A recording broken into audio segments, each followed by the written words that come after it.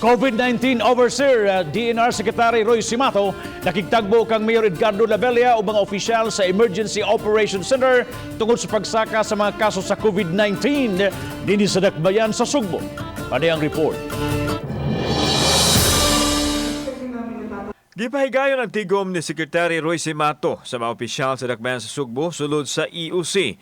Gipakita ang posibleng hinungdan sa pagsaka sa kaso gikan sa single digit balik sa double digit nining buwan sa Nobyembre.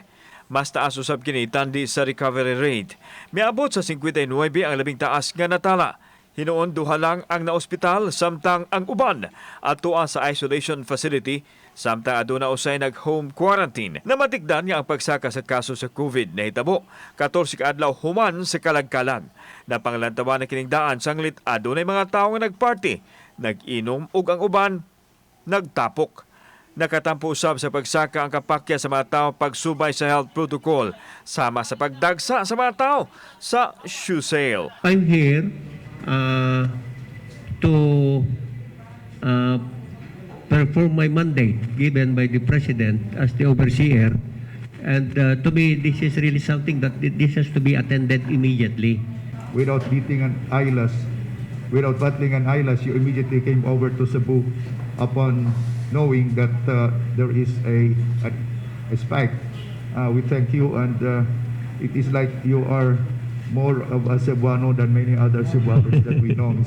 Hinoon, bisan sa pagsaka gipadayag sa mga opisyal nga kontrolado gihapon ang sitwasyon apan nagkinahanglan kini sa kooperasyon sa publiko. Higpitan usab ang pagbantay sa mga establishmento aron masiguro nga mo tuman sila sa health standards. Tutukan usab ang mga transportasyon nga gidagsaan sa mga sumasakay. Ipadayon ang COVID testing ilabi na sa mga high-risk professionals o katuma frontliners.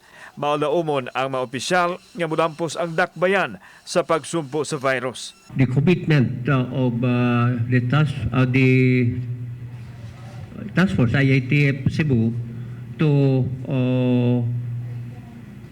improve its policies. It is my fervent hope that we will achieve that idea. EOC Cebu City, the Cebu City government are very fast in containing those that got positive. Kauban si Marlon Milgaso, ako si Alan Domingo. Balitang Bisdak.